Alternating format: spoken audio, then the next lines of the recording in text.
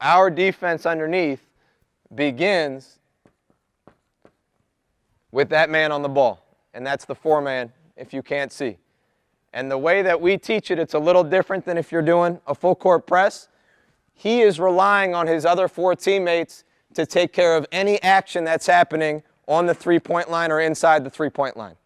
So what he is playing for is when nothing is available to the inbounder, when that inbounder decides to just throw it towards half court so he can get the ball in.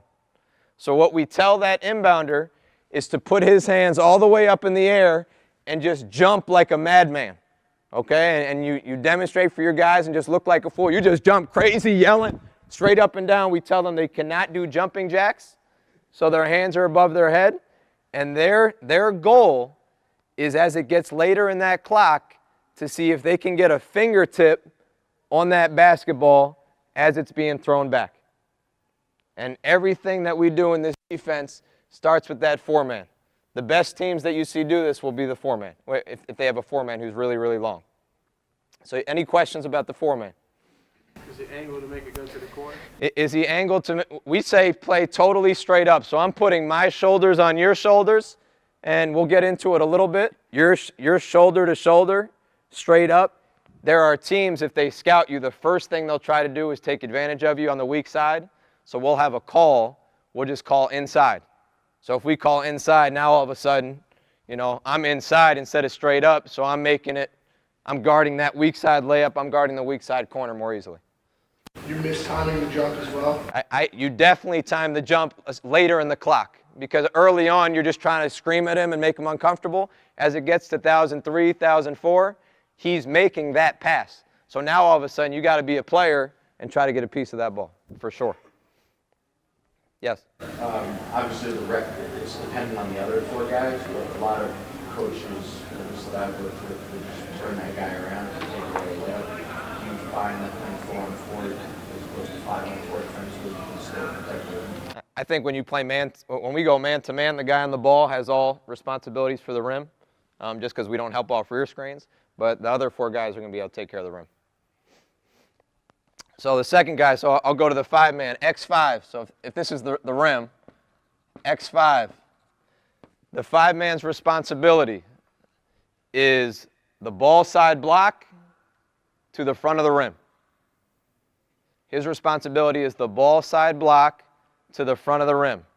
Now he's going to, and for some reason, whenever it becomes X5, they start making more mistakes than X4, X3. X1 makes the least mistakes.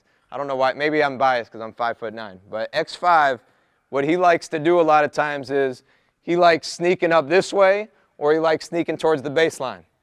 No.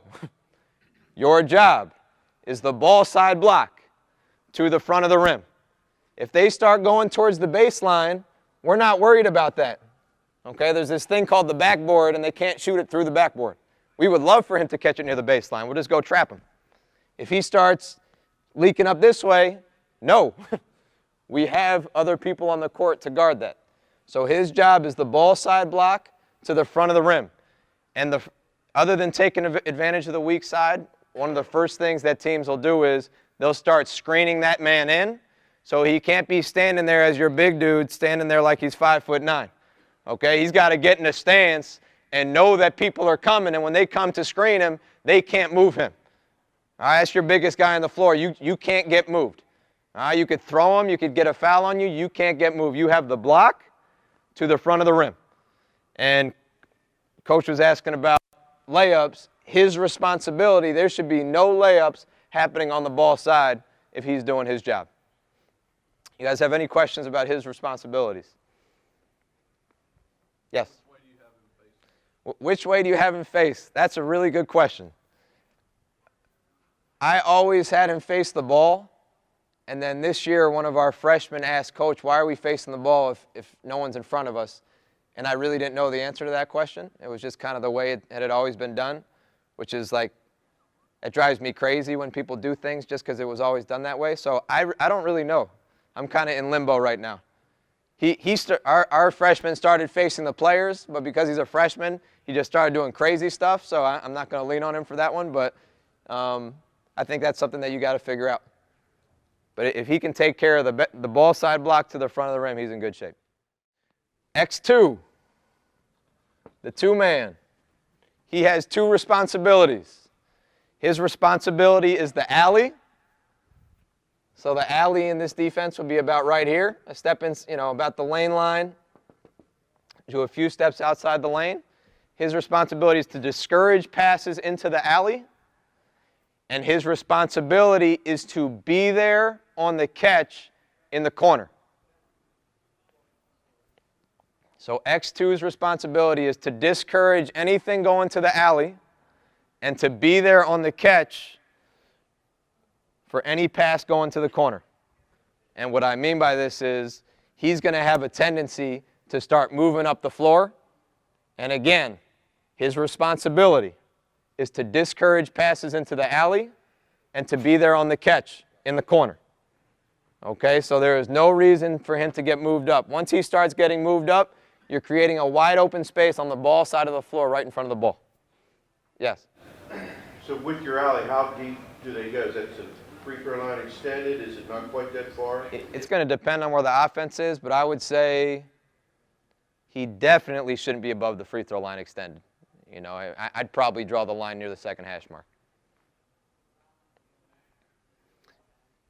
And he has to react, and this is the whole defense, which I'll talk about, but each of these players, they need to be a player, okay? They need to react to where the offense is. So if there's nobody in the corner, there's no reason for him to be facing the corner and open. He can turn his body and be closed up towards that alley. Now all of a sudden someone starts going towards the corner, now he's got to open up. If the guy going to the corner can't shoot, don't respect him. Don't go with him. All right, you got to think. If he's a dead-eye shooter, yeah, leave the alley alone. He's their best three-point shooter. You got to move towards the shooter. And our whole thing is we're not taking that pass away. It would be too difficult to take that pass away and discourage the alley. Your goal is on that catch in the corner, we got to be there. So he can't get up an uncontested shot from the corner. Any questions on him? So we got X4 on the ball. X5 is holding down the block to the front of the rim. X2 is responsible for the alley to the strong side corner. The most difficult job in this defense is your three-man.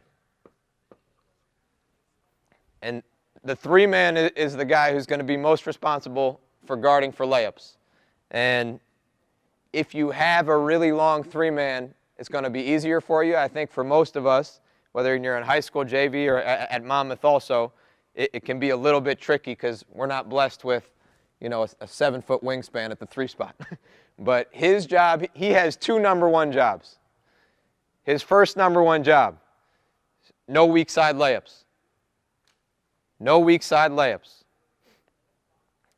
X3 cannot give up, if a weak side layup happens, you're going to hear a horn at our game because X3 is coming out. His other number one job is the weak side corner. So he's responsible for taking away all weak side layups, and he's responsible for taking away the pass to the weak side corner. What he's going to do, let's say they have a shooter that they run to the corner, his instinct is going to be to cheat out to the corner. When he does that, what is he leaving open? The layup. I know he has two number one jobs, but really, the most important one is a layup. Okay, as a coach, it hurts our pride that we gave up a three in the corner. Well, the three in the corner doesn't go in as much as the dead layup on the weak side. All right, so he better not give up a layup. The way you can take away both is instead of cheating out towards the corner, you cheat down. Okay, you cheat down. So you're getting into that passing lane without giving up the weak side layup. Any questions about that? No, he's going to be, his chest is to the basketball, okay, 100%. And he is reading the inbounder more than anybody else on that floor. So his chest is to the inbounder, and if you're feeling like he's going towards that corner, you're going to be cheating the corner. If you're feeling like it's the layup, it's the layup. Now, you're not allowed to touch the ball across the plane of the baseline. I've never seen that called. We've never been warned for that ever. Okay, so if you get warned on that, let me know. That'll be a first. All right, but your chest is you're like a free safety. You're just 6 feet away. And you're reading his eyes and shoulders, like Coach said. You're reading him. You're taking away the corner. You're taking away the weak side layup. The last guy is your point guard. Your point guard is right in the middle of the lane. Your point guard is responsible for all cutters coming through the lane, especially cutters who are coming to the lane for a lob. So your point guard is in the middle of that lane. When they start sending people through into the lane, they're getting stood up by your point guard. And for some reason, I don't know how they're officiating it differently in high school, but in college this year, they were big on you can't impede the progress of cutters. When the ball is inbounded underneath the rim, it's a whole new set of rules. Okay, this game that we're describing is crazy. All right, there's so much stuff that's allowed and that goes on. You can chuck the heck out of cutters. And if they're coming through the lane, we tell our point guard, especially when it's the small dude, the small guy isn't getting called on a foul there. He's going to stand him up. Nobody gets to come through that lane on a free path and go dunking in our rim. So that's what the point guard is responsible for. And I'm gonna really get into nitty gritty here, but do you guys have any questions about that first?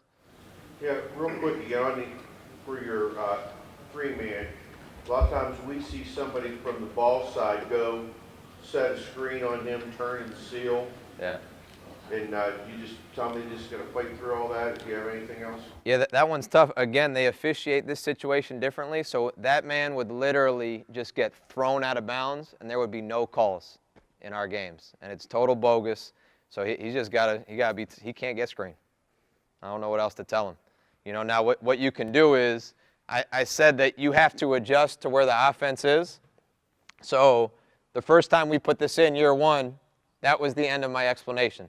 And our guys were like, okay, I'm doing my job, coach. And then people would score on us.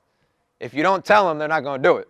All right? So it's like, fellas, you got to be a player. You got to react to where they are. So if nobody is up here, X1, there's no one coming through the lane. Okay? So what can you do? Move. You move down. Now what can X3 do? He can move down. So now X1 is helping the three-man take away that layup, and the three-man can take away the corner better. So you got to be a player and see where they are and make adjustments. And that's what you're going to need to do to take the next step in this defense as far as starting out. So that's the base right there. And you can see it's a 1-3-1, out of bounds under.